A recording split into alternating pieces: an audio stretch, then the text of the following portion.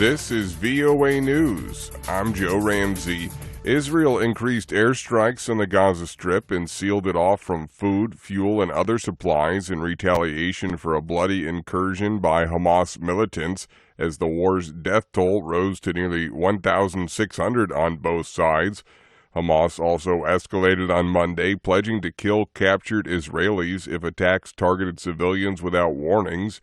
In the war's third day, Israel was still finding bodies from Hamas's stunning weekend attack into southern Israeli towns.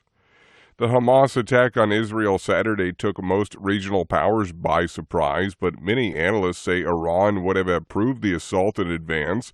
Henry Ridgwell has more from London. Israeli officials say there is no direct evidence that Tehran directed the attack. Khaled El-Gindi is from the Middle East Institute in Washington. Hamas is not an operative or a proxy of the Iranian regime. Although there may be convergences of interests. U.S. Secretary of State Antony Blinken said Sunday he had not yet seen direct evidence of Iranian involvement. Meanwhile, Israel's Prime Minister Benjamin Netanyahu said Monday his country's response would change the Middle East. He did not elaborate on what this meant. Henry Ridgwell, VOA News, London.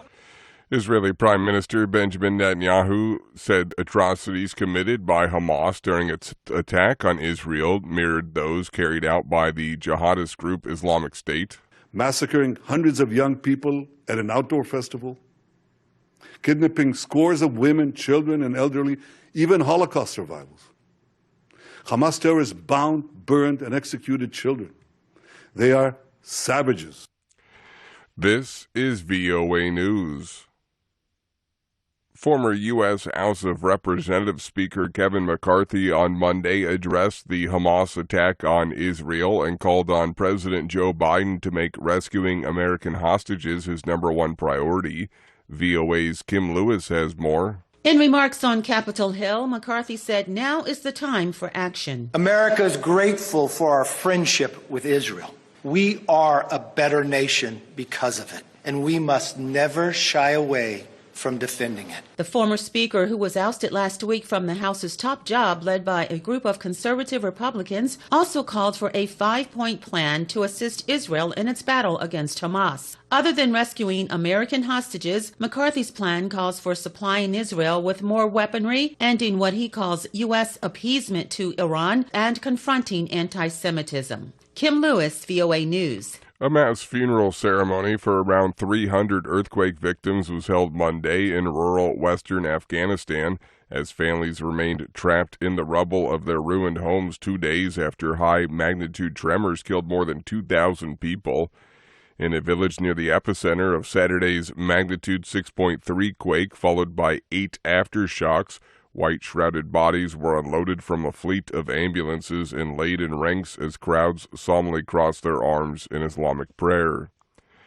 The Nobel Prize in Economics was awarded on Monday to a female professor at Harvard who studies women's quality in the labor market, AP correspondent Julie Walker reports. Claudia Golden has won the Nobel Economics Prize for her research that advances understanding the gender gap in the labor market, something she says the U.S. was once the leader in. Our labor force participation rate for women was the highest in the world.